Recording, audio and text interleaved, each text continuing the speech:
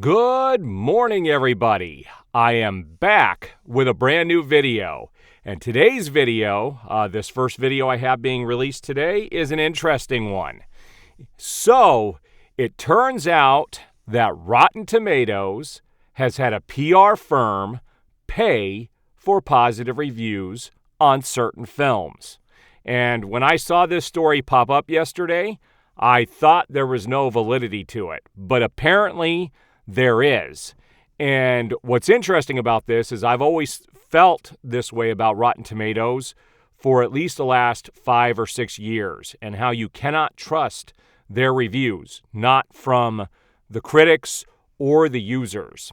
And it's very interesting. Now, we already know that some critics that do this for a living, where they're writers for different outlets, that the studios are sending them care packages, basically, with all kinds of goodies and things to entice them to give a good review on a film.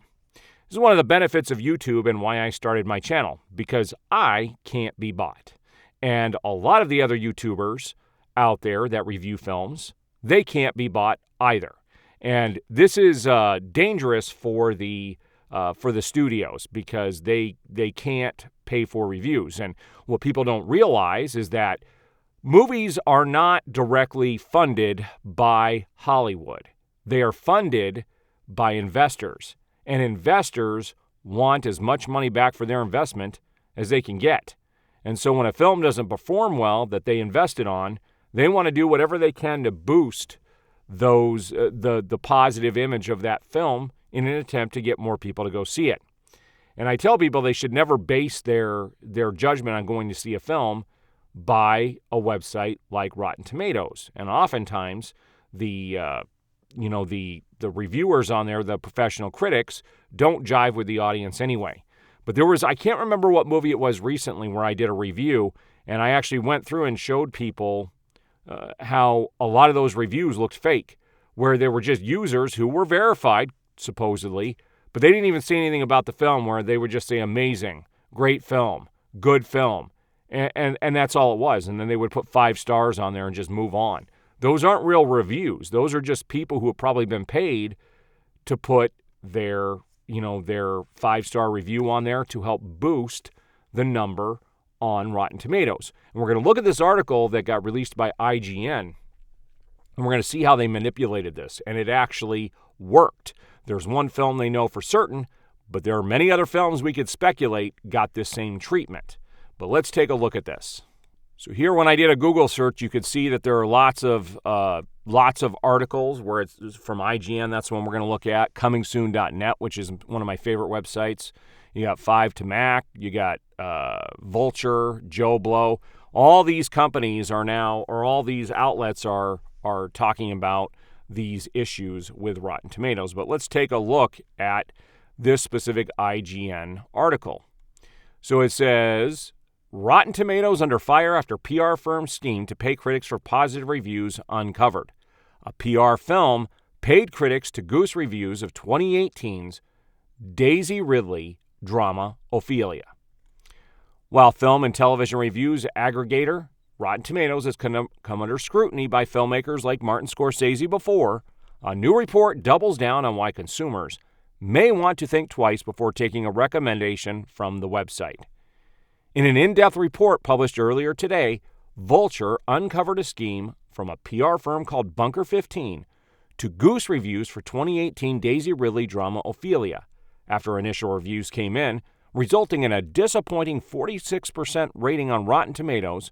A movie is deemed rotten if it falls short of a 60% rating. Vulture reports that Bunker 15 started paying lower-level critics on the website to post positive reviews for $50 a pop, for $50 a pop, essentially trying to manipulate the system. The firm also lobbied one critic to change their negative review to positive. As it turns out, the scheme worked, and the money followed.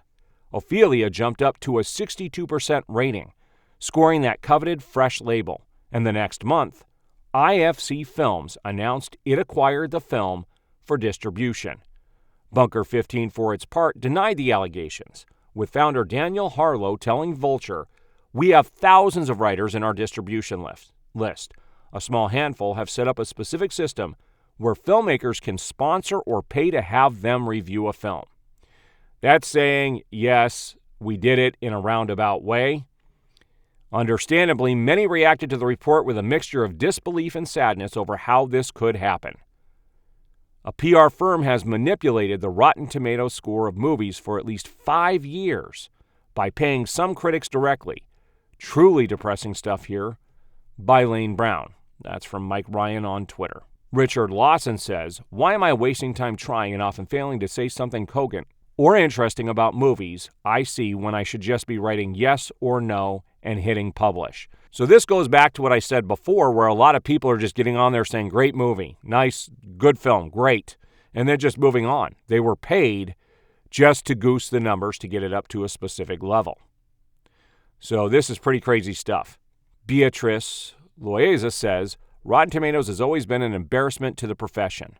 The certain critics designation, the equivalent of a participation trophy, the grading format, a total sham. It weaponizes the illusion of diverse voices against basic standards of good criticism. Burn it. I agree. I think Rotten Tomatoes needs to move on, or it should only have real reviews by real people, and the critics shouldn't even have a voice in this. And although now we get back into the article by IGN. It says, and although Rotten Tomatoes told Venture that it takes the integrity of our scores seriously and does not tolerate any attempt to manipulate them, can't talk this morning, it's an alarming example of how easily critic aggregators like Rotten Tomatoes can be manipulated, especially when there's financial incentive to do so. Then they talk about the economy of Rotten Tomatoes. As the Vulture report notes, Rotten Tomatoes has become increasingly influential, both within the business of Hollywood and from the consumer's perspective, which I think is horrible. When it comes to the former, the example of Ophelia is a fitting one. When films debut at festivals like Sundance, as Ophelia did, companies monitor their reception to evaluate whether or not they should acquire those movies for distribution. Whether they're prioritizing commercial appeal or potential awards glory, how critics and other viewers respond out of those initial screenings isn't without importance. And as for consumers, that's a little more obvious. For some, a Rotten Tomatoes score could make or break a decision to head out to the movie theater or pay for a rental. I've seen this happen with family members. They depend on these Rotten Tomatoes scores. Again, I think it's awful. While a fresh or rotten score isn't everything, many look to the percentage to get a quick idea of how they should spend their money. It says here, to be clear, Rotten Tomatoes and other critic aggregators like Metacritic aren't to blame for the reviews themselves, excluding the Bunker 15 situation. But a fresh or rotten label can be an important one for a film, meaning it's easy to see why this sort of thing could happen. What this new report sheds light on is how unfortunately easily the system can be manipulated. Filmmaker Paul Schrader puts it a little more bluntly later in the Vulture report. The studio didn't invent Rotten Tomatoes, and most of them don't like it. But the system is broken. Audiences are dumber. Normal people don't go through reviews like they used to. Rotten Tomatoes is something the studios can game. So they do. That says it all right there, and I agree with this. Audiences just take the easy way out. I used to love watching Roger Ebert and the other guy at the movies. I used to watch the movie reviews every weekend, and they would go in depth with these films. And it's not like that anymore. If you go to Rotten Tomatoes, like I said, you'll see a bunch of people saying great film, good film, nice job, great film, all giving 5 stars. There's no thought. And I think those are the reviews that should be deleted, unless you're willing to put something in there. But this brings up another problem, and let's talk about this here. This brings up another issue where AI could just generate a report. You could tell it, write me a positive report on X film, and then you could just copy and paste that into something like Rotten Tomatoes. So you can't trust what you see out there anymore, or not what you see, but what you read out there. This is why platforms like YouTube are so important. There are voices like me and many others who review films where we can't be bought. We're giving you our honest opinion, that has not been bought by a single user or a single studio based on what we go see. And it's going to remain more critical as time goes on. People in a platform like this are going to make or break what happens with a lot of these studios. And it's sad that it's become like politics because the whole system has been gamed. When money is involved like this, they're going to look at every opportunity and do whatever they can to game the system.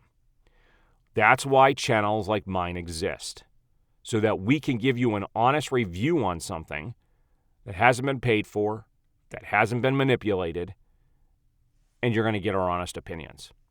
All right, I appreciate you guys checking out this video. If you like what you saw here today, please hit that like button, subscribe, hit that notification bell, and you will be notified as I have new videos go up.